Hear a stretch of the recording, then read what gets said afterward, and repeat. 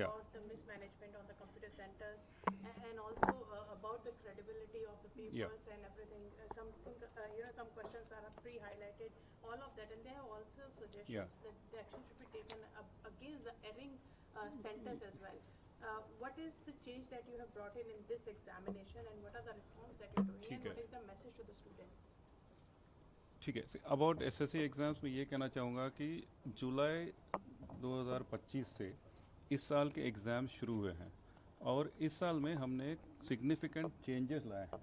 Changes क्यों लाए हैं? चेंजेस इसलिए लाए हैं कि एग्ज़ाम्स में हमारा हमेशा एक पॉइंट ऑफ कंसर्न था कि माल प्रैक्टिसेस, कुछ माल प्रैक्टिसेस हो रहे थे, जैसे कि एक ही एंटिटी जो है क्वेश्चन भी बनाता है और एग्ज़ाम भी कंडक्ट करता था.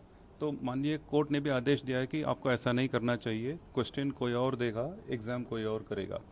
दूसरी बात यह है कि इम्पर्सनेशन, कोई कैंडिडेट स्क्राइब बन के लिखेगा, कोई कैंडिडेट किसी और के लिए एग्ज़ाम सुपरविजन करेगा, कोई कैंडिडेट 2-3 बार 10 बार एग्ज़ाम लिखेगा.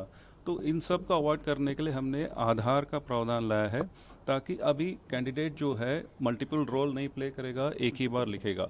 तो एक जो है अभी हमने ये किया है कि सिस्टम में आधार कैंडिडेट ऑथेंटिकेशन के लिए आएगा और दूसरा जो है क्वेश्चंस कहीं और से आ रहेंगे.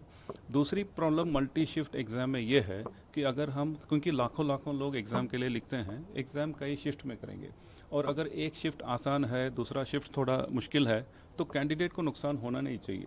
तो इसलिए हमने पूरा नॉर्मलाइजेशन का तरीका बदला है. अब ये तरीका बदलने के कारण कोई भी कैंडिडेट अपने शिफ्ट में पेपर कैसा है उसके हिसाब से वो कहाँ खड़ा है उसको फ़ायदा मिलेगा. तो अगले शिफ्ट और इसका तुलना नहीं होगा.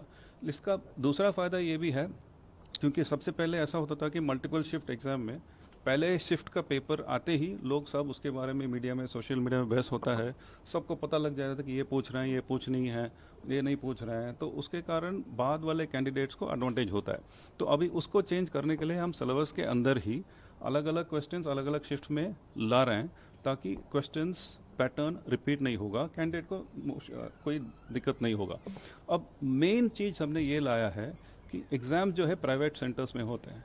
प्राइवेट सेंटर्स में इसको हम अवॉइड नहीं कर सकते हैं, क्योंकि लाखों कैंडिडेट्स हैं और देश भर कैंडिडेट्स को एग्ज़ाम लिखना है, उतने कंप्यूटर सेंटर्स हमें चाहिए. अब इसमें कैंडिडेट्स और सेंटर्स और कुछ लोगों के माल प्रैक्टिसेस के कारण ऐसा हो जाता है कि एग्ज़ाम के बीच में किसी का इंटरनेट चलेगा, एग्ज़ाम के बीच में कोई आके मदद कर सकता है. वो सब अवॉइड करने के लिए हमने सिस्टम बदल के एग्ज़ाम सोल्यूशन के ऊपर हमने एक और सीडैक सोल्यूशन लगाया है, ताकि हमें पता लग जाएगा कि किसी भी कोने में, किसी भी मशीन में कुछ भी हो जाए. तो उसके कारण, उस इंटीग्रेशन के कारण, जब इस साल का एग्ज़ाम पहली बार जब शुरू हुआ जुलाई में, सिलेक्शन एग्ज़ाम में कुछ जगह दिक्कतें आई, बीच में एग्ज़ाम रुक गया, बीच में एग्ज़ाम हैंग हो गया और मतलब बंद, वो सब इंटीग्रेशन के कारण हुआ है. उसी एग्ज़ाम के दौरान करेक्ट हुआ है और उसके बाद अभी सिस्टम स्टेबलाइज हुआ है.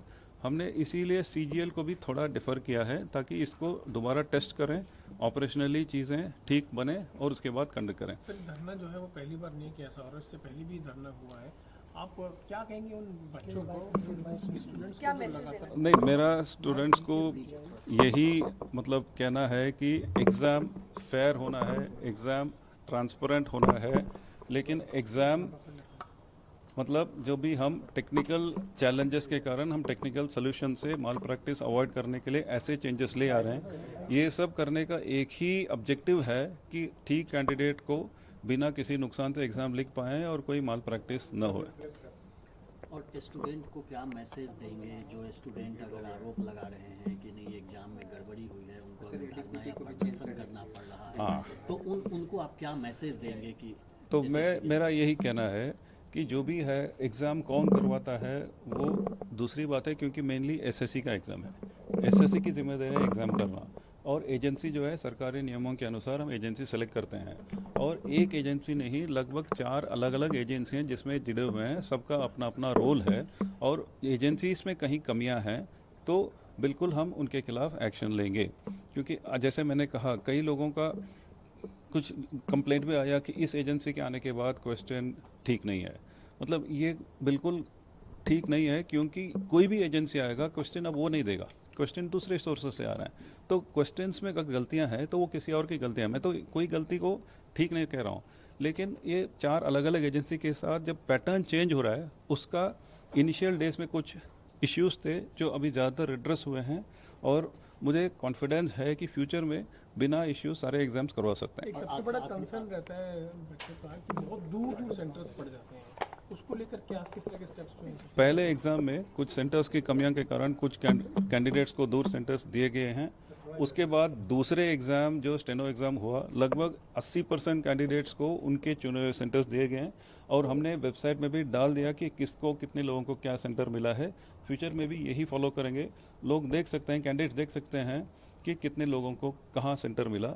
लेकिन एक बात तो है, कैंडिडेट्स कुछ जगह से ज़्यादा नंबर में आते हैं, उस नंबर में सेंटर्स कम है तो थोड़ा डिसलोकेशन होगा, लेकिन वो नंबर कम होता जाएगा। और एक आखिरी सवाल सर कि आप जैसे कह रहे हैं कि जो भी एजेंसीज हैं अगर उनमें गड़बड़ी हुई है तो हम एक्शन लेंगे, तो स्टूडेंट को आप क्या कहेंगे? क्योंकि स्टूडेंट सफ़र तो स्टूडेंट करता है और एग्जाम सर एसएससी लेता है। इस बीच में एजेंसीज तो कंडक्ट करने वाली संस्था है, लेकिन 2 नुकसान होता है, इंस्टीट्यूशन की क्रेडिबिलिटी और स्टूडेंट जो सफ़र करते हैं। और सर ये एजेंसीज के नाम भी बता दीजिए, कौन कौन सी एजेंसी इन्वॉल्व है एग्जाम कंडक्ट कराने में, क्या रोल है उनका? कुछ एजेंसीज का नाम बताऊंगा नहीं, मतलब क्वेश्चन कहाँ से आता है वो बताएंगे नहीं, तो कुछ एजेंसी को नाम बता नहीं सकते हैं। कुछ एजेंसीज हैं जो टीसीएस था, अभी टीसीएस के बदले एक एडुकेटी करके कंपनी एग्ज़ाम कराता है, एग्ज़ाम मॉनिटरिंग एजेंसी है, और एक आईटी सपोर्ट एक एजेंसी है, जैसे मैंने सीडैक का कहा वो सिक्योरिटी सपोर्ट करता है। ये एजेंसीज हैं। ये जो सर नया सिस्टम लाया गया है, हाँ, कई सवाल उठ रहे हैं इसको लेके कि क्या ये जल्दबाजी में है, क्या ये अलग अलग तरीके से उठ रहा है, और जो आधार इसमें जोड़ा गया है एक रेमेडी के तौर पर, तो माल प्रैक्टिसेस को रोकने में कितना कारगर होगा? आधार मुझे लग रहा है कि बिल्कुल इफेक्टिव रहा है, क्योंकि हमारे पास एविडेंस है। हमारे एग्ज़ाम में एग्ज़ाम के बाद पता लगा कि एक ही आदमी 10 बार लिखा है। ये सब मतलब बिना आधार पकड़ना ही मुश्किल है। अभी ये तो बिल्कुल असंभव है, आधार ऑथेंटिकेशन के साथ आएंगे तो। कई लोग कैंडिडेट स्क्राइब बन के एग्ज़ाम दिए हैं और एग्ज़ाम फंक्शनरी बन के काम किए हैं, वो सब अब बंद हो गया। आधार के कारण एग्ज़ाम चलाने वाले एसएससी के लिए भी फ़ायदा है, लेकिन कैंडिडेट के लिए भी बहुत फ़ायदा है। अगर एप्लीकेशन करते वक्त आधार नहीं होता तो फ़ोटो और सिग्नेचर, कई कारण उनका एप्लीकेशन ही मुश्किल होता है। अभी कुछ नहीं है, आधार है तो हम वो सब देखते नहीं है, तो दोनों तरफ फ़ायदा है आधार यूज़ करने में। एक आखिरी सवाल, कितने स्टूडेंट्स हैं जो री एग्जाम दे रहे हैं? नहीं, जैसे अपने वेबसाइट में भी डाला है, एक सिलेक्शन एग्ज़ाम जो लगभग 10 दिन तक हुआ, 30 शिफ्ट तक हुआ, उसमें पहले दिन कुछ इश्यूज थे और जहाँ भी हैंग हुआ था उसमें लगभग 59,000 कैंडिडेट्स को 29 अगस्त को रीशेड्यूल एग्ज़ाम के लिए, उनके लिए एडमिट कार्ड भी सिटी लाइव भी हो गया है। एडमिट कार्ड कल दिया जाएगा। Thank you.